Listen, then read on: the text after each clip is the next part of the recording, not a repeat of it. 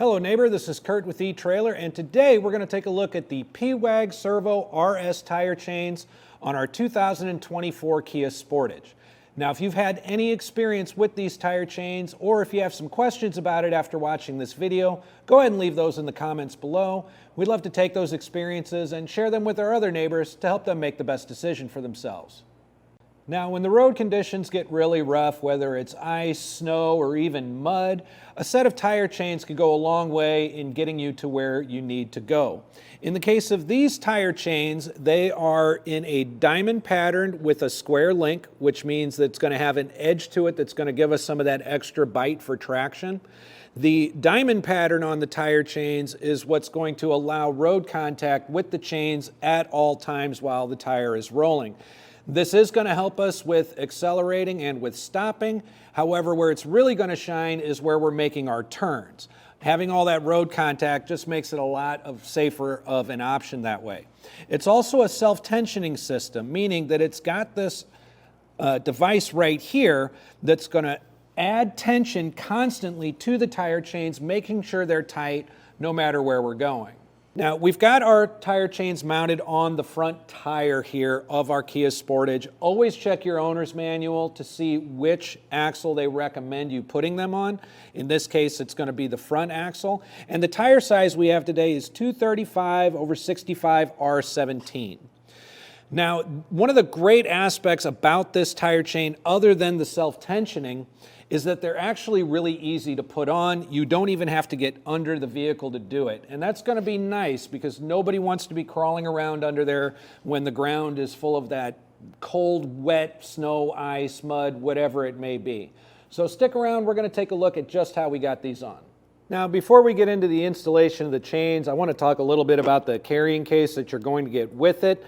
I really like this because most tire chains that you get out there, they really kind of give you kind of a canvas bag. They don't last long and they don't do a good job of organizing and keeping your chains separated and therefore untangled. So having something like this that's really nice and easy to store is great.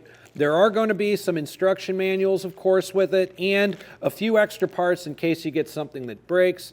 There is a nice divider here that's going to do a good job of keeping our chains separate, so when it is time to get out and get them on, it should be just that much easier for us. But as far as the installation goes, the first thing that we're going to want to do is get our chains laid out. And you may notice that I have gloves on. I always recommend handling tire chains with gloves because there are a few sharp edges on these at times.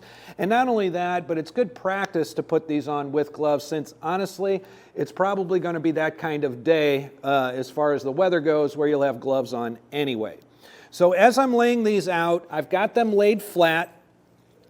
And what I'm looking for is any twists or tangles in the chains themselves, or if this is a set of chains that maybe I used last season or a little while ago, I'm going to double check for any damage on that.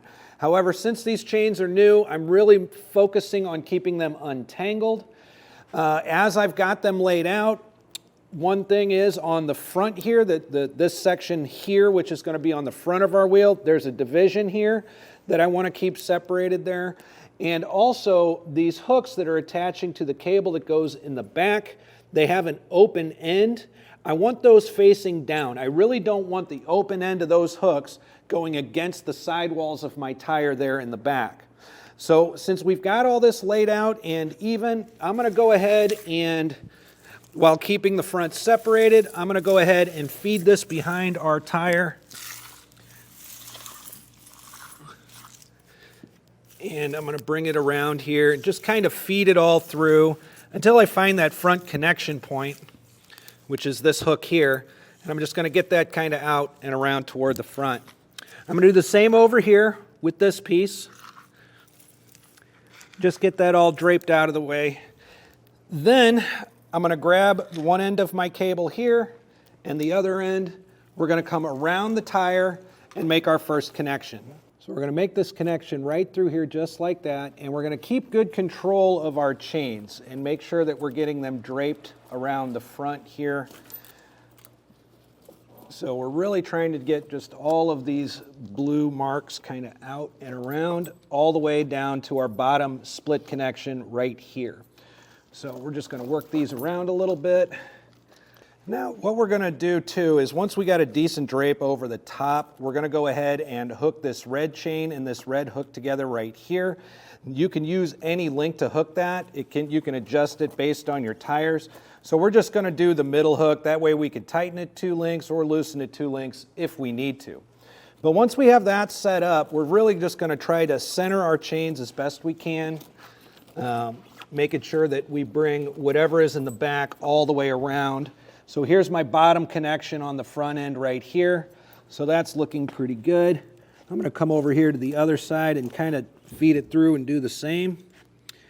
And now we end up with our connections available right down here on the bottom. So what we're going to do now is we're going to need to bring these two together. As you can see, they're pretty spread apart right now.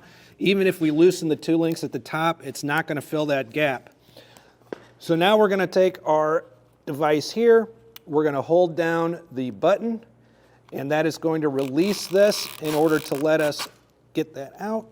And this is going to allow us to be able to feed the rest of this chain through and be able to connect to our red hook over here.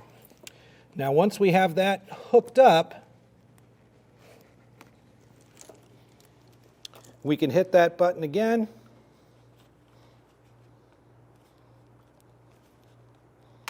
And it's going to tighten and retract. I'm going to give this a few more tugs just to see if I can get a few more clicks out of it and ensure that it's completely tight. Now, it's always a good idea once you get them on both the passenger and the driver's side just to drive it forward a few feet and back a few feet. A lot of the chain underneath the tire here when you initially put them on won't be set perfect. This will ensure that everything kind of wraps around the tire right and you're ready to hit the road safely. So I hope this video helped. I'm Curt with eTrailer. Thanks for stopping by.